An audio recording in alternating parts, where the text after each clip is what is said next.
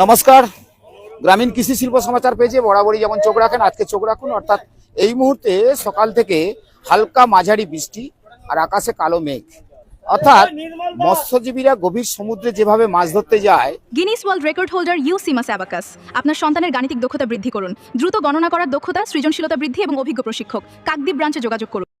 যেহেতু দুর্যোগপূর্ণ ওয়েদার, সেক্ষেত্রে গভীর সমুদ্রে যেতে গেলে অনেকটাই সাবধান সতর্ক থাকতে হবে।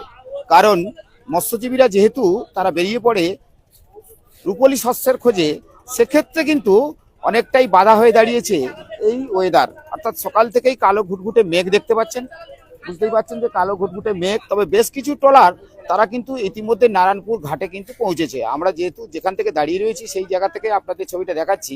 এটা দক্ষিণ 24 পরগনার নামখানার নারায়ণপুর ঘাট, আর এই ঘাট থেকেই সরাসরি আপনাদের ছবিটা দেখাচ্ছি। কারণ এই মুহূর্তে আকাশ যদি দেখাই, পুরো কালো মেঘে ঢাকা রয়েছে, অর্থাৎ দুর্যোগপূর্ণ আকাশ।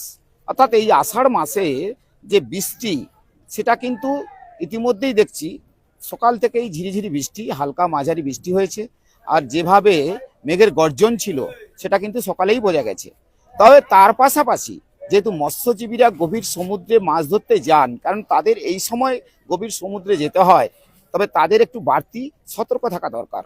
কারণ গভীর সমুদ্রে যখন তখন ঝঞ্ঝাট হলে, অর্থাৎ বাতাস যদি খুব জোর হয়, সেক্ষেত্রে কিন্তু বিপদের মুখে পড়তে হয় মৎস্যজীবীদের। তো এর আগেই বিভিন্ন সময় দুর্ঘটনা ঘটেছে, সেটা নিশ্চয়ই আপনারা জানেন। তবে আজকের এই ভিডিওটা দেখানোর কারণ হচ্ছে, যেহেতু ইতিমধ্যে বেশ কিছু ট্রলার, আপনি যদি ট্রলারের ছবি দেখতে পাচ্ছেন, কেউ বরফ ভরছে গভীর সমুদ্রে যাওয়ার জন্য, কেউ মাছ তুলছে। অর্থাৎ যারা গভীর সমুদ্রে পাড়ি দিয়েছিলেন মাছ ধরার জন্য, তারা মাছ নিয়ে ফেরত এসছেন এবং তারপরে তারা এখান থেকে মাছ, ওই যে গাড়িগুলো দাঁড়িয়ে রয়েছে দেখতে পাচ্ছেন, তো গাড়িগুলো, এই গাড়িতে করে বিভিন্ন জায়গায় মাছ পৌঁছে যাবে। তবে সেক্ষেত্রে দেখা গেছে যেহেতু দুর্যোগপূর্ণ ওয়েদার, তবুও মৎস্যজীবীদের কারণ সতর্ক থাকার কারণে যেখানে বারবার করে বিভিন্ন সময় দুর্ঘটনার শিকার হতে হয়েছে এই মৎস্যজীবীদের।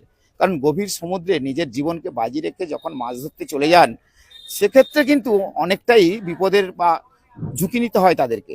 তো সেই ক্ষেত্রে আমরা আগাম সতর্কবার্তা, অর্থাৎ এই জায়গায় দাঁড়িয়ে দেখতেই পাচ্ছি, যেহেতু আকাশ একেবারে কালো হয়ে রয়েছে, তার পাশাপাশি মাঝে মাঝে হালকা মাঝারি বৃষ্টি হয়েছে।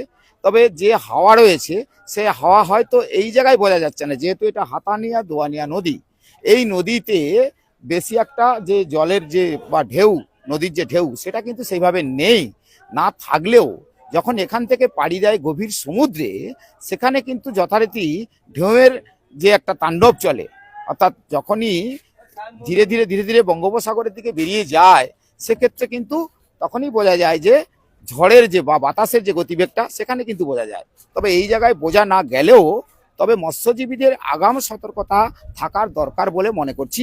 আমরা যেহেতু বরাবরই বিভিন্ন সচেতনামূলক বার্তা দিয়ে থাকি, খবর করে থাকি, সেক্ষেত্রে এদিকেও যেহেতু মৎস্যজীবীরা মরশুমের প্রথমে অর্থাৎ জামাই ষষ্ঠীর সময় সেই মতো ইলিশ না পেলেও হরজাই মাছ নিয়ে কিন্তু তারা হাজির হয়েছিল।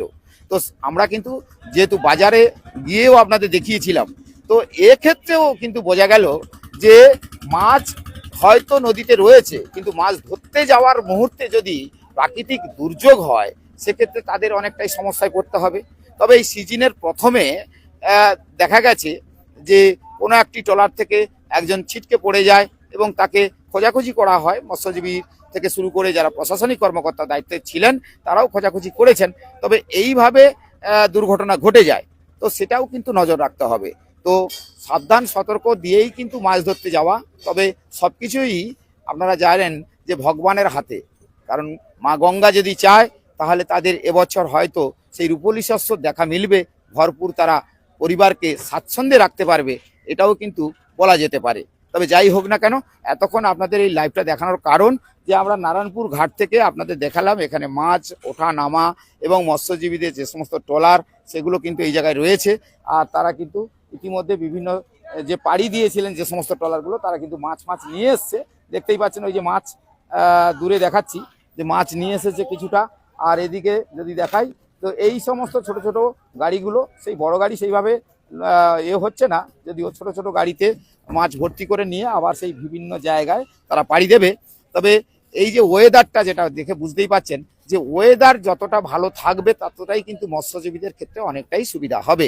আর ভিডিওটা বড় করব না, নিশ্চয়ই আপনারা আমাদের গ্রামীণ কৃষি শিল্প সমাচার পেজে চোখ যেমন রাখেন আজও চোখ রাখুন আর দেখতে থাকুন যে এই যে মুহূর্তটা আমি এখান থেকে দেখাচ্ছি এটা কেমন লাগলো আপনাদের। লাইক কমেন্ট শেয়ার করে অবশ্যই জানাবে। নিশ্চয়ই আমরা পরবর্তী ভিডিও বানানোর জন্য আবার পরবর্তী কোনো একটি ভিডিও নিশ্চয়ই আপনাদের কাছে নিয়ে আসবো। সবাই ভালো থাকবেন।